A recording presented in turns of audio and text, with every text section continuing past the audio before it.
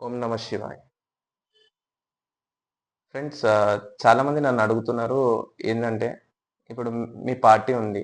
మీ party ఏం చేయాలనుకుంటుంది? ఒకవేళ ఆహ్, మీరు ఫార్మ్ చేస్తే నెక్స్ట్ ఎలక్షన్స్‌లో లేదా మీరు గెలిస్తే ఏం చేద్దామనుకుంటున్నారు అనేసి కొంతమంది అడుగుతున్నారు.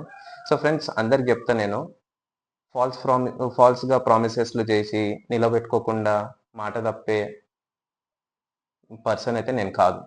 సో, ఫస్ట్ ఆఫ్ ఆల్ నేను ఏదున్నా వాలిడ్‌గా మాట్లాడతా.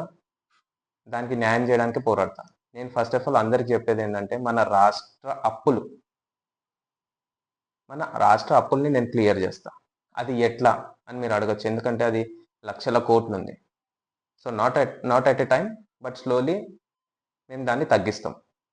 పే చేసుకుంటూ పోతాం. ఇంకోటి క్వాలిటీ ఆఫ్ ఎడ్యుకేషన్.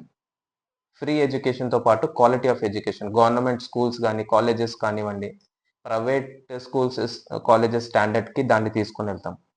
హాస్పిటల్స్. ఈరోజు చూసుకుంటే మనం గవర్నమెంట్ హాస్పిటల్స్ ఏదైతే ఉన్నాయో, అది ఒక పేదవానికి ఇదైపోయింది. అంటే మిడిల్ క్లాసోళ్ళు గాని, అప్పర్ క్లాసోళ్ళు గాని దానికి ఎళ్ళలేకపోతుర్రు. ఎందుకంటే దాని ఇన్‌ఫ్రాస్ట్రక్చర్, ఎన్వైర్న్‌మెంట్ ఎట్లుంటుందంటే చాలా గలీజ్‌గా దీనాతి దీన పరిస్థితులలో అది ఉంది ఇవాళ. సో, దాన్ని మనము నీట్ జేస్తాం. గవర్నమెంట్ హాస్పిటల్స్ ఎట్లుండాలి అనేది ప్రైవేట్ హాస్పిటల్స్ రేంజ్‌లో నేను చేసి చూపిస్తా. అండ్ మనము గవర్నమెంట్ హాస్పిటల్స్‌లో చూస్తే ప్రతి ఒక్కళ్ళు